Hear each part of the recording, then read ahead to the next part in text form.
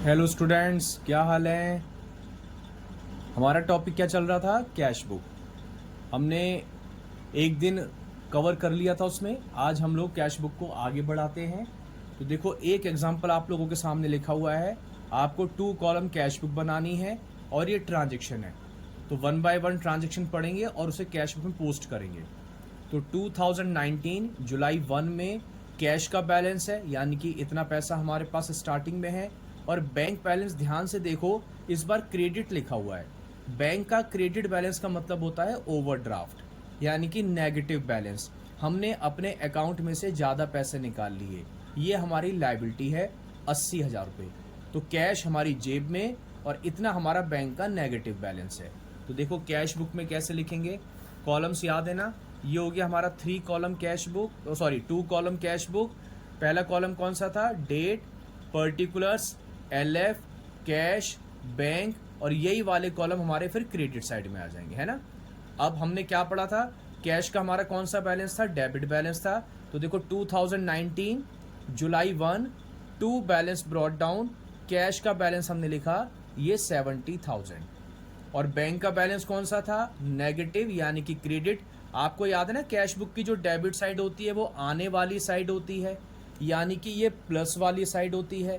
और ये जो क्रेडिट साइड होती है ये जाने वाली साइड होती है, यानी कि ये माइनस वाली साइड होती है।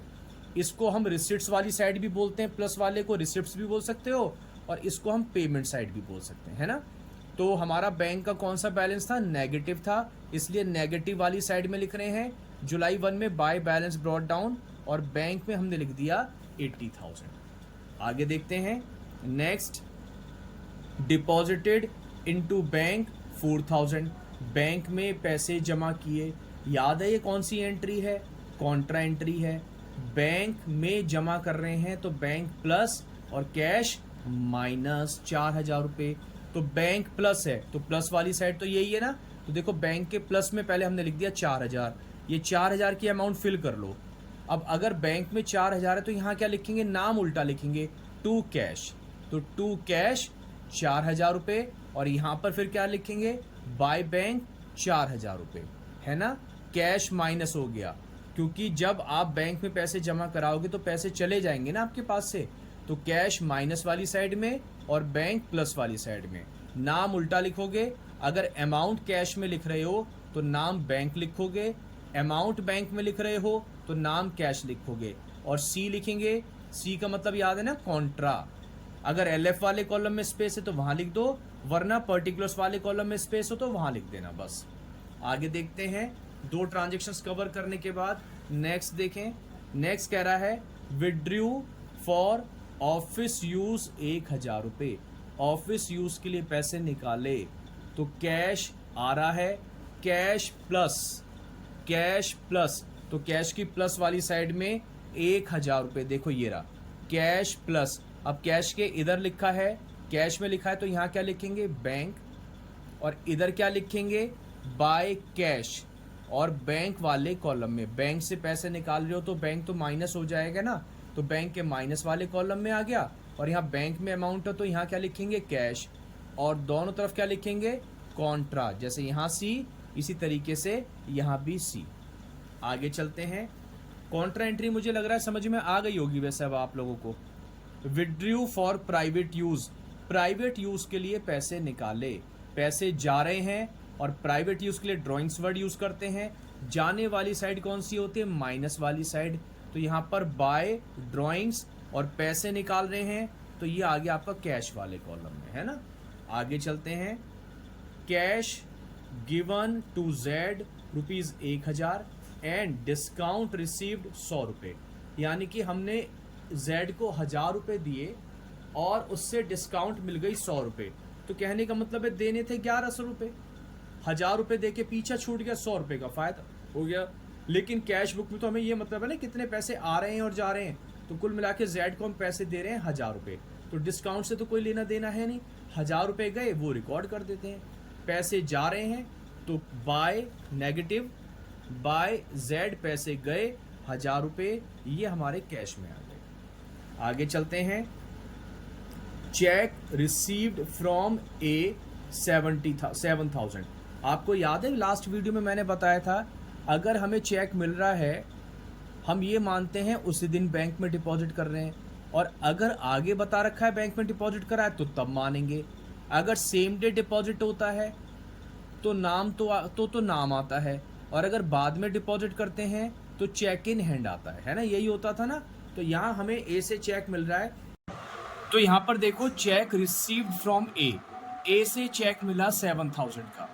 और क्या हमने ये ए का चेक कहीं आगे डिपॉजिट किया है क्या? नहीं, ऐसी कोई इन्फॉर्मेशन तो है नहीं हमारे पास। तो फिर क्या करेंगे, हम ये एज्यूम कर लेंगे कि ए का चेक हमने सेम डे बैंक में डिपॉजिट कर दिया होगा, और जब बैंक में डिपॉजिट कर दिया होगा तो हमारा बैंक बैलेंस इंक्रीज हो गया होगा। तो देखो बैंक के डेबिट साइड में 2A 7,000 हमने यहाँ पर लिख दिया। हमने मान लिया कि वो चेक हमने बैंक में डिपॉजिट कर दिया और हमारे अकाउंट में पैसे आ गए। सेम इसी तरीके से आगे देखो आप लोग, तो लिखा हुआ है चेक रिसीव्ड फ्रॉम बी 8,000। तो बी से चेक मिला, एक बार चेक करो क्या बी का चेक आगे डिपॉजिट हुआ है? बिल्कुल। इस बार देखो 8 तारीख को छोड़ दो तो 9th में हमने बी का चेक डिपॉजिट किया है, जबकि ए का चेक हमने क्या मान लिया था, कुछ नहीं बताया था, सेम डे डिपॉजिट हो गया है। तो बी का चेक बाद में डिपॉजिट हो रहा है, तो जब बाद में डिपॉजिट होगा तो जिस दिन डिपॉजिट होगा, जैसे 9th में हो रहा था, तो 2 चेक इन हैंड और बैंक वाले कॉलम में 8,000। अब क्या बात समझ में आई कि अगर सेम डे डिपॉजिट होगा तो नाम लिखेंगे, और अगर बाद में डिपॉजिट होता है तो चेक इन हैंड लिखेंगे। इसी तरीके से आप देखो सी से चेक मिला 9,000 का, और सी के चेक का हमने कुछ करा है क्या? सी के चेक का आप चेक करो तो लिखा हुआ है 10th में सी का चेक डी को दे दिया, एंडोर्स कर दिया। एंडोर्स का मतलब है सी से चेक लिया और डी को दे दिया। तो ना तो हमारे पास पैसे आए ना हमारे पास पैसे गए, तो इस ट्रांजैक्शन को हम लोग कैश बुक में रिकॉर्ड नहीं करेंगे। क्लियर? आगे तो देखो यहां पर लिखा हुआ है ए का चेक डिसऑनर्ड हो गया, यानी कि ए का चेक बाउंस हो गया। बाउंस का मतलब है किसी भी वजह से चेक की पेमेंट नहीं हो पाई है। तो जब चेक डिसऑनर्ड होता है तो जिसका चेक होता है उसे तो डेबिट करते हैं, जिसके पास होता है उसे हम क्रेडिट करते हैं। तो ए का चेक कहां पर था? हमने ए का चेक बैंक में भेज दिया था ना, और वो डिसऑनर्ड हो गया, तो यानी कि पैसे हमारे अकाउंट में से कम हो गए। कहने का मतलब ये हो गया। तो यहां पर देखो बाय ए, और जो ए का चेक था वो हमने यहां पर लिख दिया। इसको ऐसे समझ लो, जब ए से चेक मिला था तो ये देखो, हमें जब ए से चेक मिला था तो हमने एज्यूम कर लिया था कि वो चेक का पैसा हमारे अकाउंट में आ गया है ना, तो हमने बैंक को इंक्रीज कर दिया। और बाद में जाके पता भाई वो तो चेक ही बाउंस हो गया, पैसे वैसे नहीं आए। तो आपने जो चेक प्लस कर रखा था, जो पैसा बैंक में प्लस कर रखा था, अब उसको ठीक कर लो, यानी कि उसको आप माइनस कर दो, तभी तो बात जीरो बैठेगी। आपने एक बार प्लस करा, आपने एक बार माइनस करा, तो अकाउंट बराबर हो गया ना जीरो, ना पैसे आए ना पैसे गए। तो जब चेक बाउंस होगा तो उसे बाय ए के नाम से लिखेंगे, है ना। उसके बाद आगे देखें तो जो बी का चेक था इस बार लिखा हुआ है बी का चेक भी डिसऑनर्ड हो गया है ना, बी चेक डिसऑनर्ड। अब जब बी का चेक डिसऑनर्ड हो गया था तो आप चेक करो, हमने बी का चेक भी तो बैंक में जमा करवा रखा था, ये 8,000 रुपए का है नहीं, 2 चेक इन हैंड के नाम से, और अब ये वाले पैसे भी नहीं आए, तो इसे भी कैंसिल करो। बाय बी, नाम यहाँ पर उसी का आएगा जिसका चेक होता है, तो बाय बी 8,000 रुपए आप फिर यहाँ रिकॉर्ड करोगे। ठीक, फिर आगे लिखा हुआ है सी का चेक डिसऑनर्ड हो गया।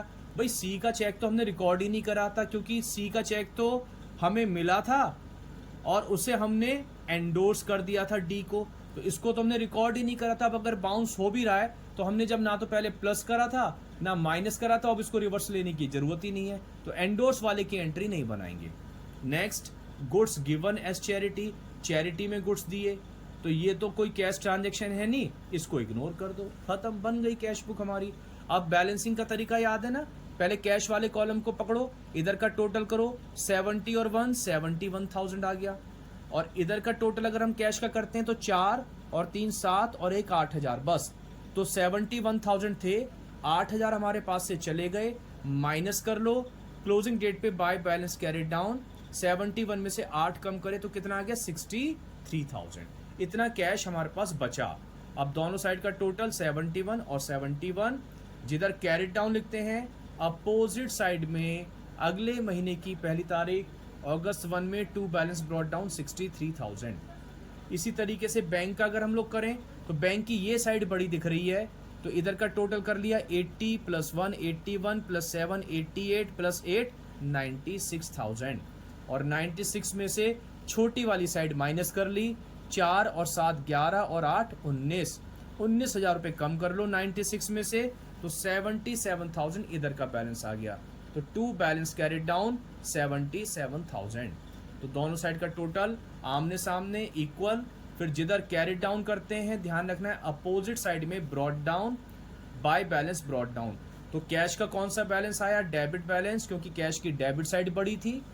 बैंक का कौन सा बैलेंस आया? क्रेडिट बैलेंस, क्योंकि बैंक की क्रेडिट साइड बड़ी थी। और बैंक का अगर क्रेडिट बैलेंस आ रहा है इसका मतलब है वो ओवरड्राफ्ट हो गया। तो बैंक का ओवरड्राफ्ट निकल के आ रहा है हमारा, कितना निकल के आ रहा है? ये बैंक का ओवरड्राफ्ट 7